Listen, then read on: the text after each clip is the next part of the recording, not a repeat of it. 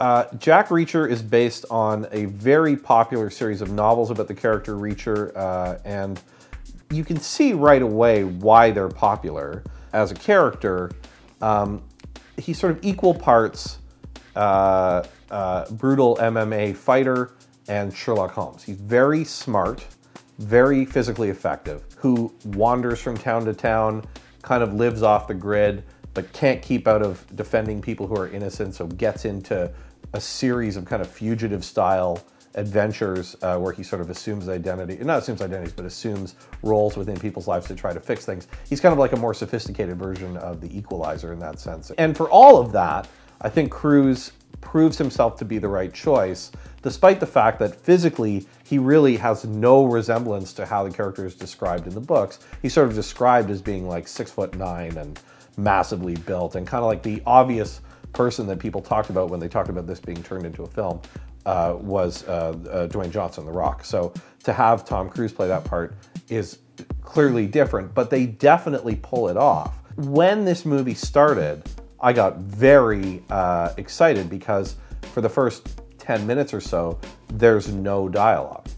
And it's very hard to sustain a film with no dialogue for a long period of time. When it's done well, it can be incredibly great. And think of things like there's a very long sequence in Blood Simple that has no dialogue. It's just so compelling to have to really pay attention to what's happening. The more people talk, however, in this film, the more dialogue there is, the worse it gets.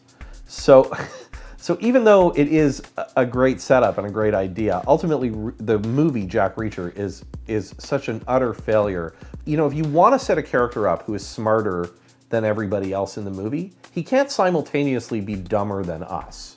So, you know, he is definitely smarter than everyone else, but then we're so much further ahead of him on the actual aspects of the mystery that he is struggling to solve.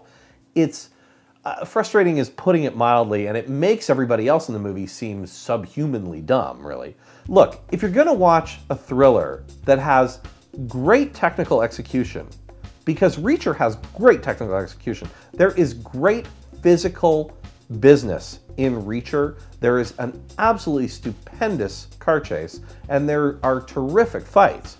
So if you want to watch something that has all of those elements, why not go even further towards really a truly awful movie that never is anything other than incredibly enjoyably terrible?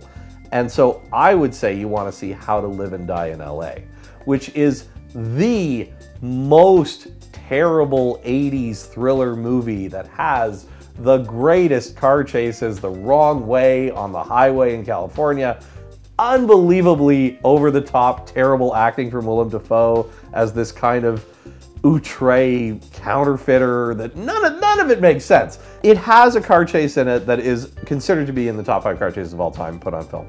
There is a car chase in Reacher that probably equals it. In both cases, they go the wrong way down a very long stretch of road in a way that seems impossible. Beyond that, I just think, look, if you're in, go all the way in. Watch something that'll kill you with how awful it is.